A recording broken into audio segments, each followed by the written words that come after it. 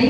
ఇవాళ ఈ సభకి సభాధ్యక్షులు మరియు నాతోటి జిల్లా కమిటీ సభ్యులు సంగీతం సుభాష్ గారికి నమస్కారం తెలియజేస్తూ, అలాగే వెనుపల్ల గ్రామంలో ఇంత టైం అయినా సరే కానీ వెయిట్ చేస్తూ మీరు ఎదురు చూస్తున్నటువంటి మేము లేట్ చేసాము. లేట్ అంటే అక్కడ మీటింగ్ వచ్చి లేట్ అవ్వడం వల్ల ఇక్కడ రావడం కొంచెం లేట్ అయింది.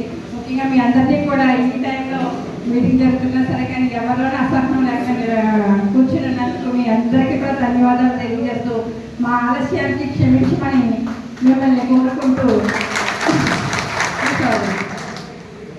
కొత్తపేట నియోజకవర్గంలో బండారు శ్రీనివాస్ గారు ఇన్ఛార్జిగా ఉండడం, అలాగే అమలాపురం పార్లమెంట్ అండ్ నియోజకవర్గానికి సమన్వయకర్తగా వ్యవహరించడం, ఆయన అమలాపురం పార్లమెంట్లో అన్ని నియోజకవర్గాన్ని కవర్ చేస్తూ మేమైనా ఇక్కడ కొత్తపేట నియోజకవర్గంలో పరిశీలనగా మీటింగ్లు పెడుతున్నాము. ఇన్ఛార్జ్ లేని చోట కూడా ఆయన మీటింగ్లు అవి కండక్ట్ చేస్తూ, ఇన్ఛార్జ్లు ఉన్న చోట లేని చోట కూడా మీటింగ్లు కండక్ట్ చేస్తూ అహర్నిశలో కష్టపడుతూ ఉన్నారు. అలాగే జనసేన పార్టీలోకి వచ్చిన దగ్గర నుంచి కూడా పార్టీ అభివృద్ధి కోసం ఎంత కష్టపడ్డారన్నది కూడా అధిష్టానానికి తెలుసు, అలాగే మాకు కూడా తెలుసు, మీ అందరికీ కూడా తెలుసు. అంటే కొత్తపేట నియోజకవర్గంలో మేము ప్రత్యేకించి చెప్పాల్సింది ఏమీ లేదండి. క్రియాశీల సభ్యత్వాల్లో కూడా జనసేన పార్టీలో టాప్ 3లో ఉన్నటువంటి నియోజకవర్గం కొత్తపేట నియోజకవర్గం.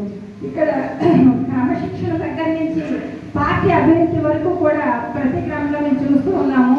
చాలా ఉన్నతమైనటువంటి స్థితిలో జనసేన పార్టీ ఇక్కడ ఉంది. కానీ ఇక్కడ ఇంకొక మార్కులు కూడా కొట్టేశారండి. కొత్తపేట నియోజకవర్గంలో ఉన్నటువంటి క్యాడర్ త్యాగానికి కూడా మేము ఫస్టే ఉన్నామని మరొక్కసారి నిరూపించారు.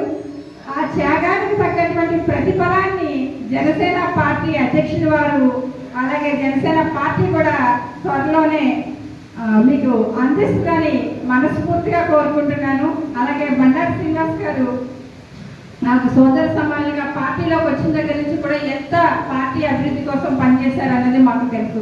అలాగే నియోజకవర్గంలో ఉన్నటువంటి గ్రామ స్థాయి నుంచి మండల స్థాయి వరకు కష్టపడుతున్నటువంటి జన సైనికులు కానీ, నాయకులు కానీ, వీర మహిళలు అందరూ కూడా పార్టీ అభివృద్ధి దిశగా తీసుకెళ్ళడానికి, పార్టీ ఇంత బలోపేతం అవ్వడానికి మీరు చేసినటువంటి కష్టం కావచ్చు, మీరు చేసినటువంటి ప్రతి ఒక్క త్యాగం కూడా పార్టీ ఎప్పుడు కూడా మర్చిపోతుంది. మీకు కావాల్సినటువంటి మీకు మనం ఇవాళ గవర్నమెంట్లో ఉన్నాము. గవర్నమెంట్లో మనం ఇవాళ కూటమి ప్రభుత్వం అధికారంలోకి వచ్చిందంటే దానికి కీలకంగా జనసేన పార్టీ అధినేత శ్రీ పవన్ కళ్యాణ్ గారు ఎలాగా పనిచేశారు, ఎలాగా ఒక వారధిగా పనిచేసి ఇక్కడ రాష్ట్ర కేంద్ర ప్రభుత్వాలు ఏర్పడడానికి ఆయన ఎంత కృషి చేశారు, ఎంత తగ్గి వాళ్ళ రాష్ట్ర ప్రయోజనాల కోసం, రాష్ట్ర అభివృద్ధి కోసం మన జనసేన పార్టీ అధినేత ఎలాగైతే నిలబడ్డారో ఆయన స్ఫూర్తితో మనమందరం కూడా ముందుకెళ్లాల్సినటువంటి అవసరం ఉంది. నియోజకవర్గ ఇన్ఛార్జ్ గారు కూడా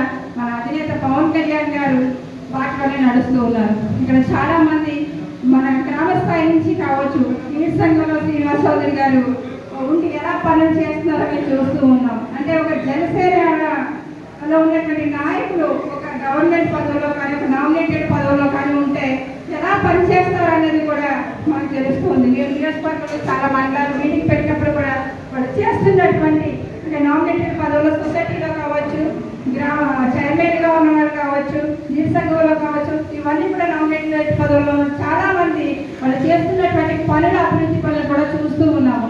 వాళ్ళకి ఆ పదవులు భరించడానికి కూడా బండారు శ్రీనివాస్ గారు ఇన్ఛార్జ్గా ఉండి ఆ వాడు చేసినటువంటి కష్టాన్ని